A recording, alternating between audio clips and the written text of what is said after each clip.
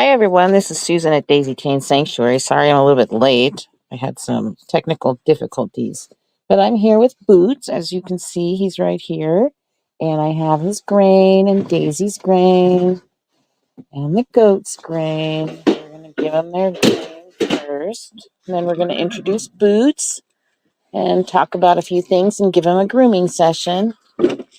Just thought you guys might like to see how I go about feeding these guys. It's been super cold here. This is the second day this week that we had double digits. I think it's like 32 degrees right now. Here you go, Boots. I think I'm going to see if he'll eat right there. And then the goats have theirs. Nope, nope, nope. Here's the goats. Come on, goats. And then we're going to put this new little bag on Daisy. Oh, come here, Daisy. You used to have one of these. Come on. There you go. You're good. Put it behind her ears. And nobody can eat hers because and it makes it easier for her to eat. So I just got her that little guy. I might have to adjust it. Yeah. Anyway, so Boots came to us about 3 weeks ago from a very nice woman named Aspen Weston, who is a gestaltist. And she had bought him, I think she said about a year ago. There he is. He's so beautiful with his big white boots. Come on, goats, get out of there. Don't eat his grain. Go on, out. Go eat your grain in the barn. Come on, go in here. Hey. Anyway, I've got to get the goats to eat their own grain. They will just gobble his right up. Goats. Hey, here. There you go. Okay. Anyway, so Boots came to us about 3 weeks ago. He was a polo horse, and I guess he was kind of overworked as a young horse, as they can be. And when she bought him, she was told he was rideable and she could ride him. She wanted him to be like her trail horse and maybe do some other work. But turns out he has something called kissing spine and some arthritis in, I think, his front right knee. So he's not really rideable. Oops. He's not really rideable for anyone under about 100 pounds, according to the vets. So he came to Daisy Chain, where we might be able to use him for some young kids' lessons, and definitely for our equine assisted services and our equine connection, or our horse connection pass. But he is super sweet, and just wanted to give y'all, just a little update that we have a new horse, and we put him and Daisy over here. The first week, everything was going fine with Romeo and Bobby and Daisy, but then we had these single-digit temperatures coming up, and I decided I would separate him and Daisy so they'd have more shelter, and Romeo and Boots were kind of vying for top-notch. Horse herds actually, there's a whole herd dynamic when it comes to horses. And when you add a new horse to the herd, it was kind of boring the first few days. They got along really well. They ran around together. I think they're good buddies, but they were trying to figure out who's going to be top dog. So they were arguing quite a bit there for a few days right before the freezing was going to happen. So I decided to move him and Daisy over here, just so they could stay warmer and not have so much stress in their life while it was so cold. But I'm going to go ahead and put the phone over here. Hopefully, anytime I come out here, Boots has moved all of the buckets around, and He just likes to pick things up and reorganize. Try to groom him. Let's see. Watch it. Get out of there, goats. You're great. Here. Okay.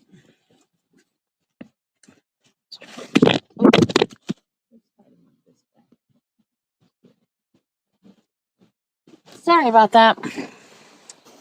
That's what happens when you go live, I guess. Yeah. Look at him laughing. He's such a cutie pie. I'm so glad, so grateful to have him. Let's grab a brush.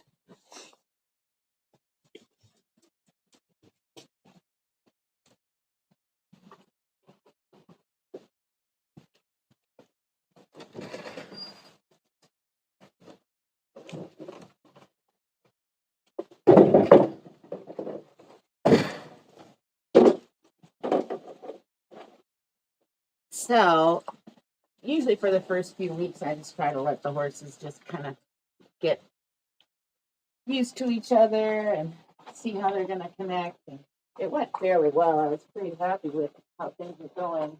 But we had this big freeze coming, and it just seemed like a smart thing to do to split them up a little bit. He's so sweet to Daisy. A lot of horses can kind of be mean to her because, in the grand scheme of things, as nature does, some horses think that Daisy should be kicked out of the herd. And there's been some old geldings that didn't really like her very much, but she didn't really think her. So the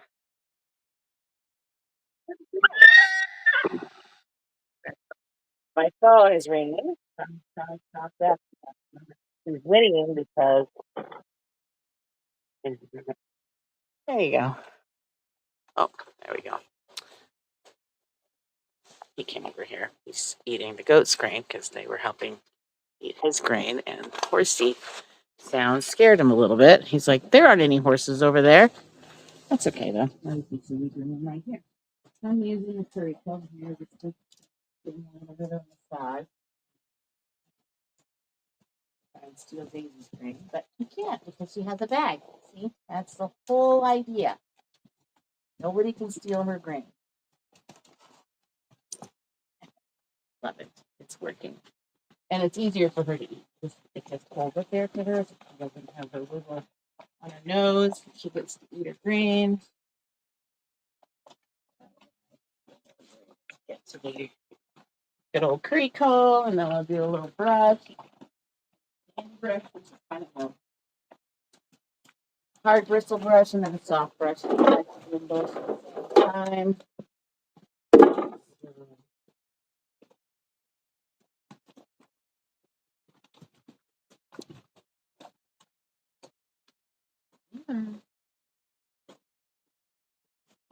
You're kind of dirty. Face. I don't know if you can see us here. Probably not, because he moved.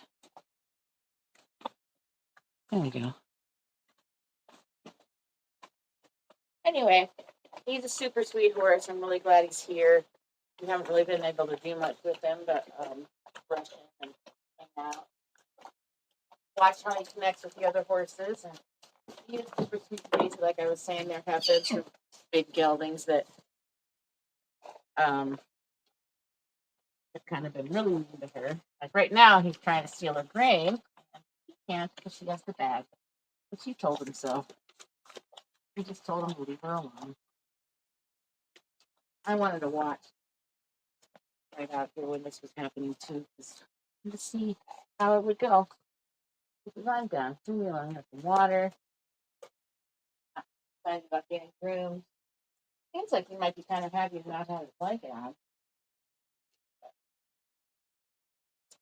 I could put a whole drop, but I like to kind of see how they are. I like you guys kind of see how this went too. So I think you enjoyed that. Yeah.